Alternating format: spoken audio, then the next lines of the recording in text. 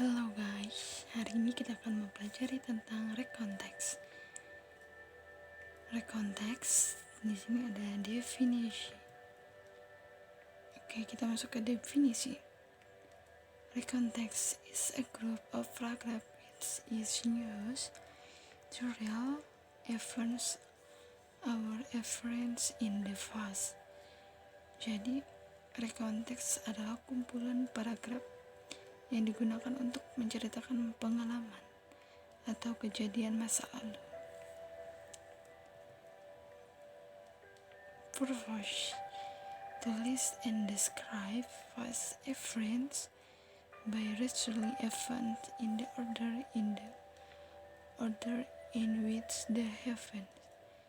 Untuk menceritakan pengalaman atau peristiwa di waktu lampau secara berurutan.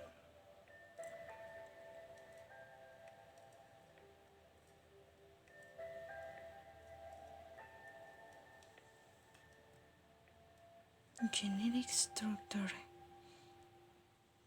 Di sini ada 3 orientation,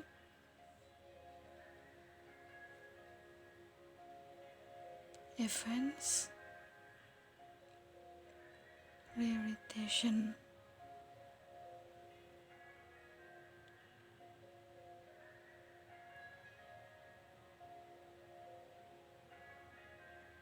Jadi yang pertama itu berisi tentang tokoh, tempat kejadian, kapan kejadian berlangsung,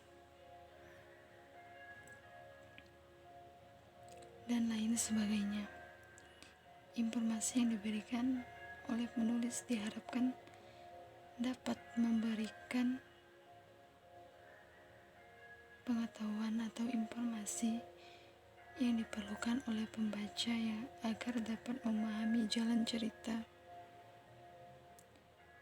Yang kedua, ini merupakan isi dari teks atau berupa cerita mengenai kejadian maupun pengalaman yang ingin disampaikan oleh penulis kepada pembaca.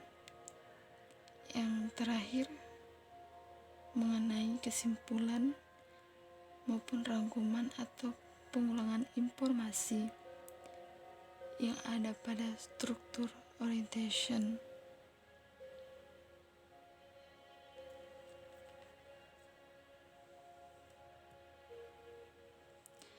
Language features.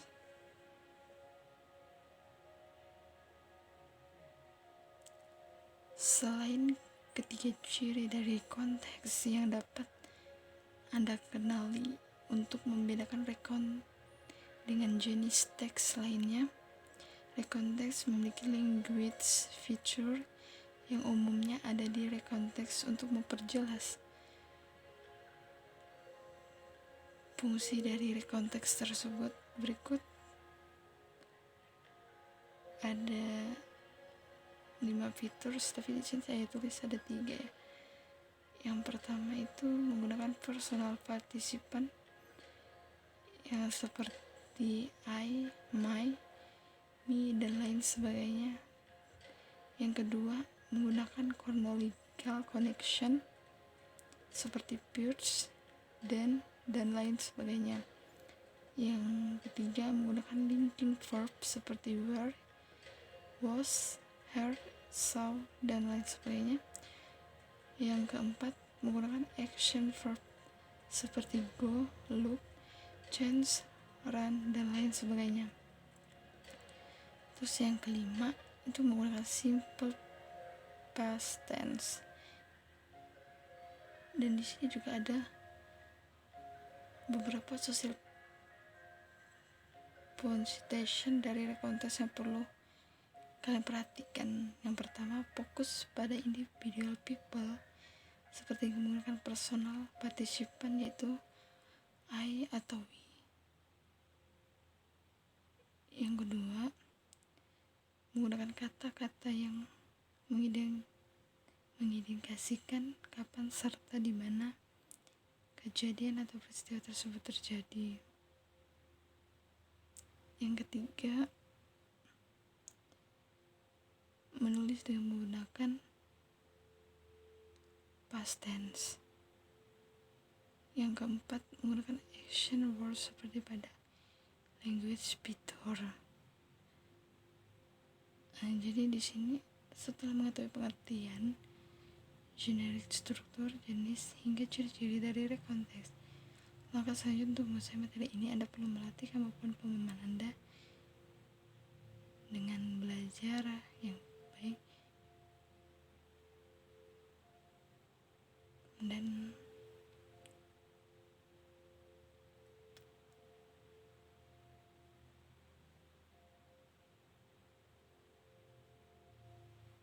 belajar soal-soal tentang rekonteks. Next. Oke, di sini ada Mentimeter tentang rekonteks. Jadi pertanyaannya, what is the structure of rekonteks? Apa sih? Apa saja struktur yang ada di rekonteks? Oke. Thank you guys. Terima kasih telah melihat video ini. Thank you. See you next week guys. Makasih.